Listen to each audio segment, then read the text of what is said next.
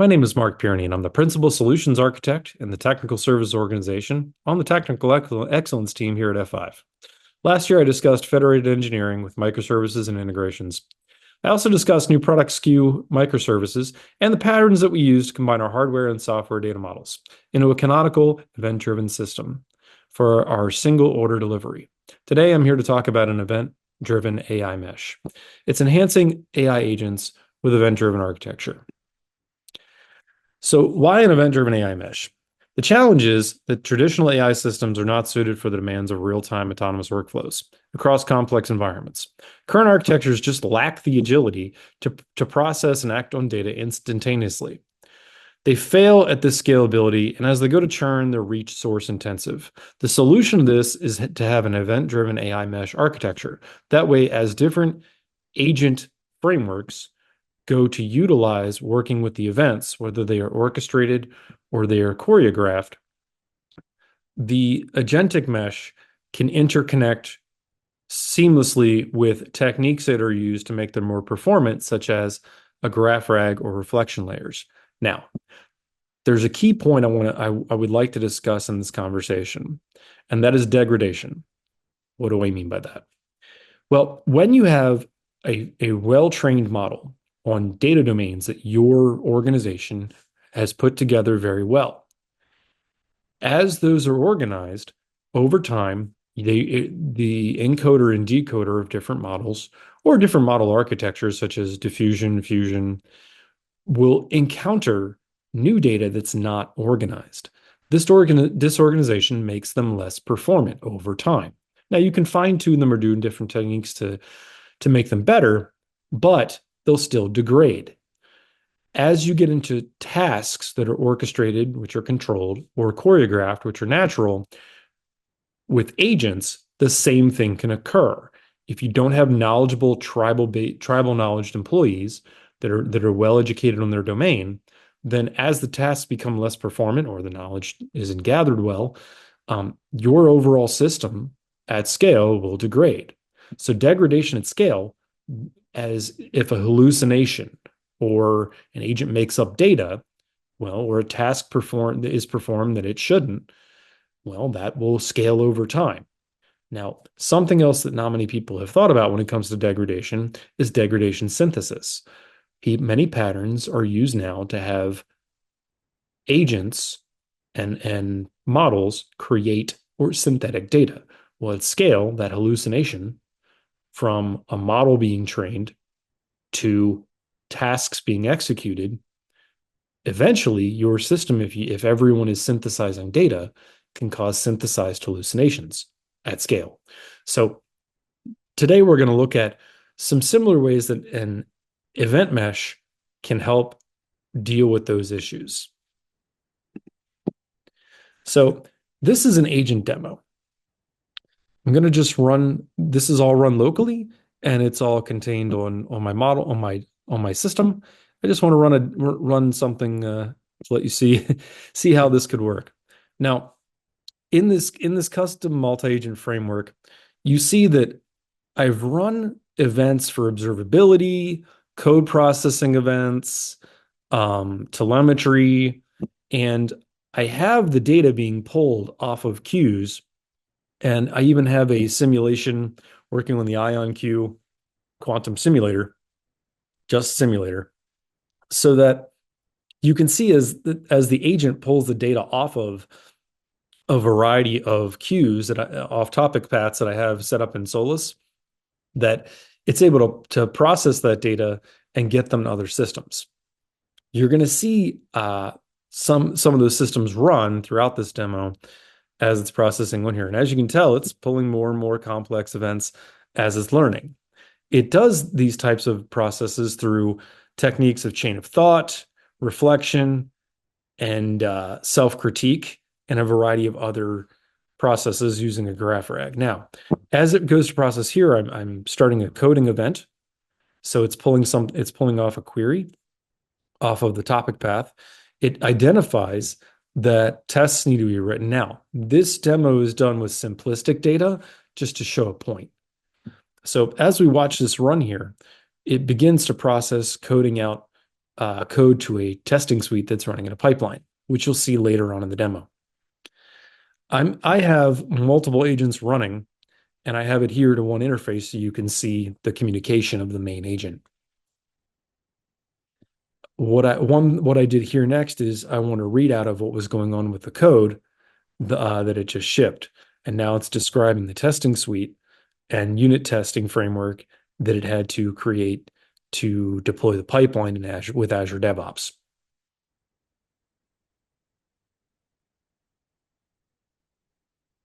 Now, while this looks like it's simply just having a conversation and telling me, it's actually performing these actions in a pipeline, pulling the data off of a queue, which you're going to see in a little bit, while it's talking to me.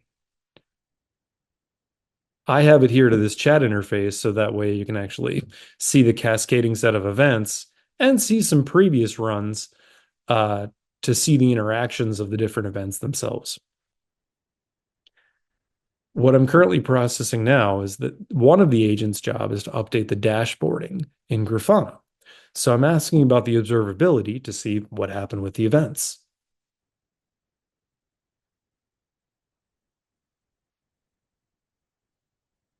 Right now, it's advising about the insights and the updates that it did to the Python code, and how the data interaction of the dashboard that it updated, health checks, alerts. This main coding alert was on the CPU usage, but it's also reading off of the different dashboards it has access to with memory usage, network traffic. This is the event mesh events that are laid out in Solace. This is the pipeline as it's running. And that's the pipeline complete with processing the data. That's also one of the CPU usage over time of the dashboard and traces that it has with doing distributed tracing. As you can see, it's currently just running on my local to the external systems. I also have it running a quantum simulation event, and right now it self-corrected and it caught itself and it's reprocessing my prompt. So this technique is known as self-critique. It's a little different than reflection. Reflection is where it looks upon previous outputs. Self-critique is where it caught itself in process and it was able to reprocess what I was asking it to respond with. It's able to do this, as I'll explain in the architecture after this is done running.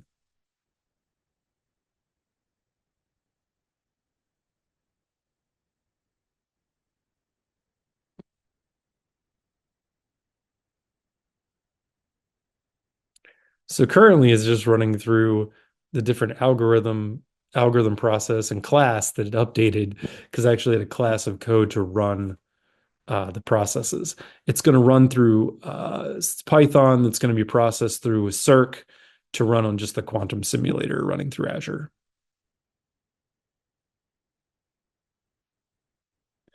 Now, what it's going to do is it's going to pull from the previous set of testing suites, and it's just going to show a very simple and simplistic simulation here.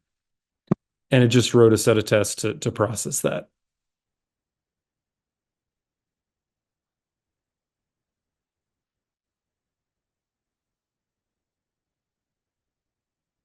Again, I wanted to show a simplistic process here because, as you can tell at scale, this can get very complicated.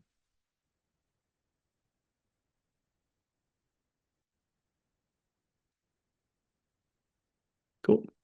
Moving forward, looking at the architecture overview, you have a combination of real-time events from a coding event with a coding agent, quantum event, which I used with a real-time data processing agent, an observability event with the CPU utilization that you saw in the demo with the telemetry agent. Now, the reason why all of them can know what's going on at the same time is as they're getting real-time events, they have a GraphRAG that maintains its chain of thought.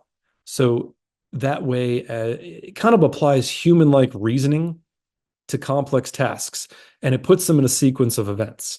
As it's doing that across the agents, It uses reflection to go through the different outputs that it's stored before to make sure it can be more accurate. And as you saw, it caught itself trying to process something inaccurately, and it's able to use self-critique.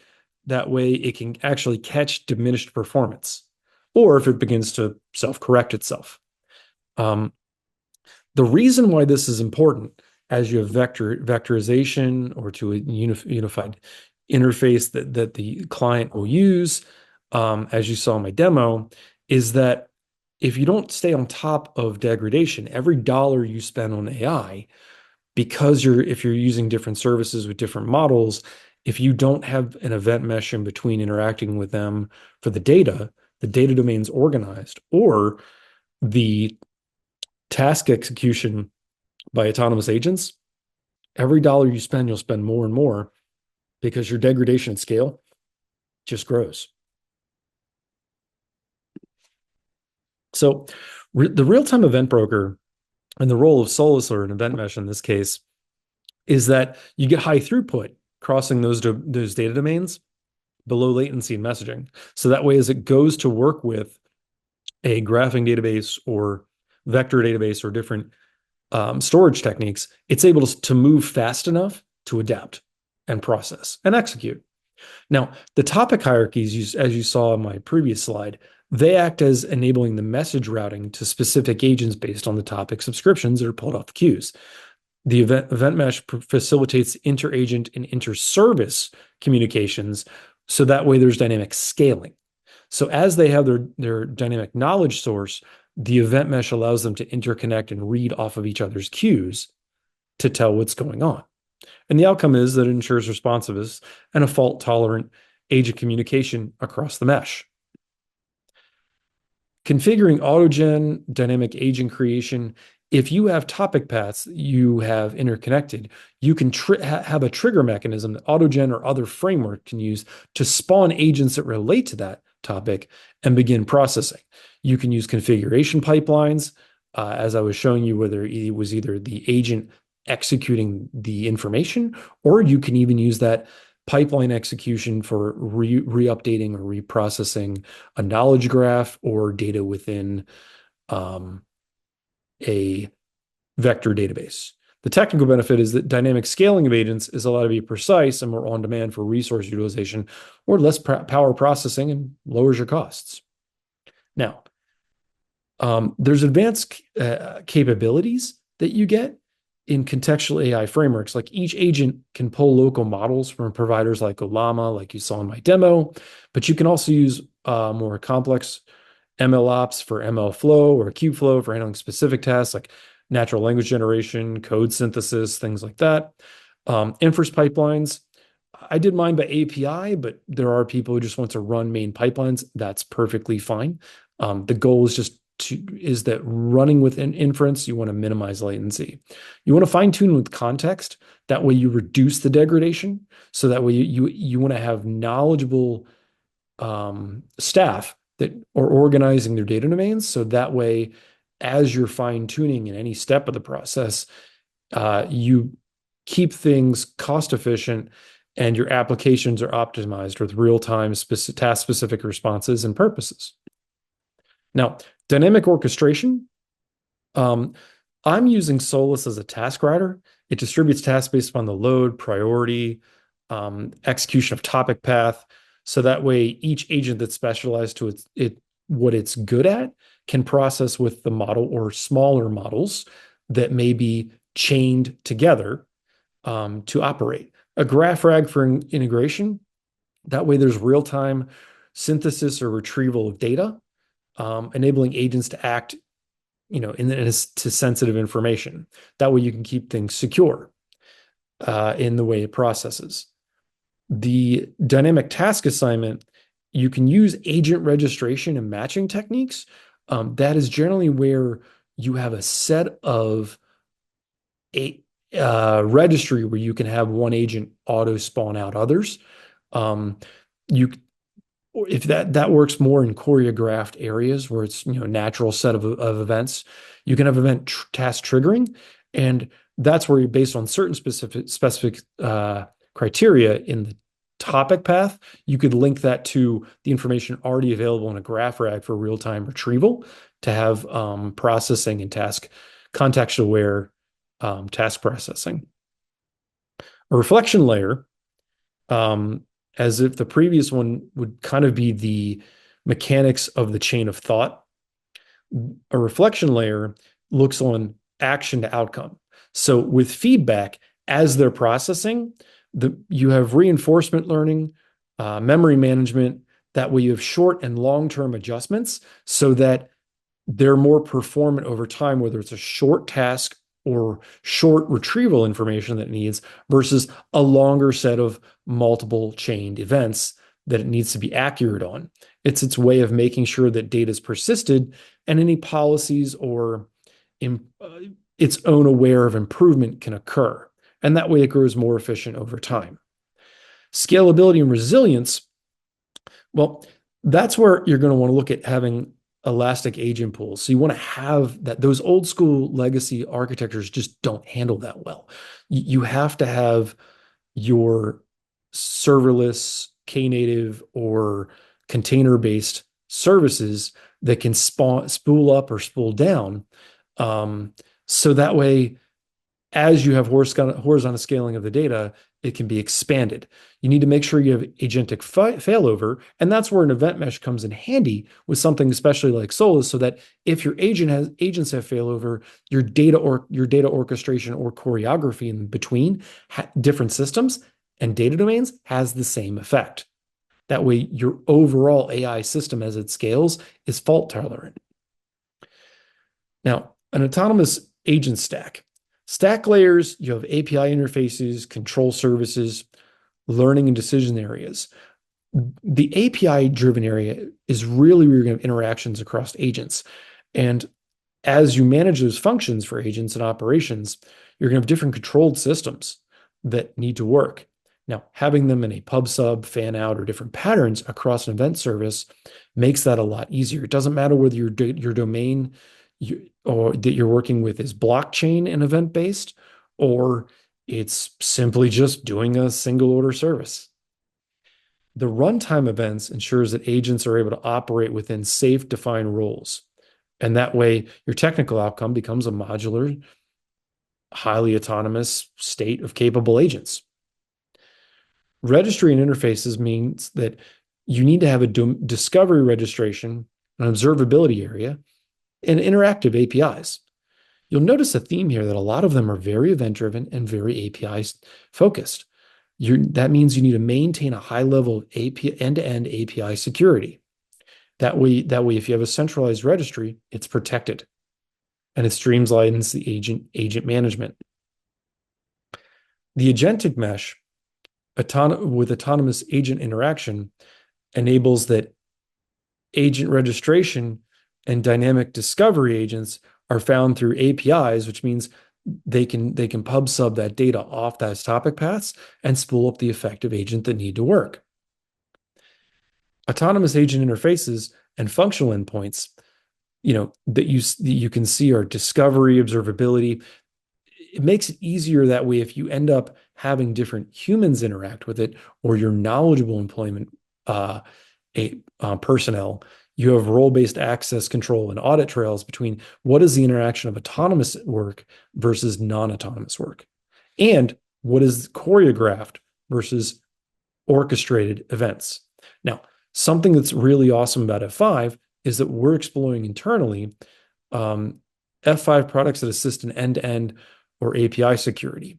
That's one strong area that F5 brings to the table. We're expanding our current work inside with F5's XC distributed cloud, multi-cloud management, interconnected with Nginx One and Nginx Software as a Service on Azure. Recently, Nginx at F5 has released an AI gateway that's really awesome, but out of scope of this conversation today. I want to thank you for your time today. And that ends my discussion on AI agents with event-driven architecture.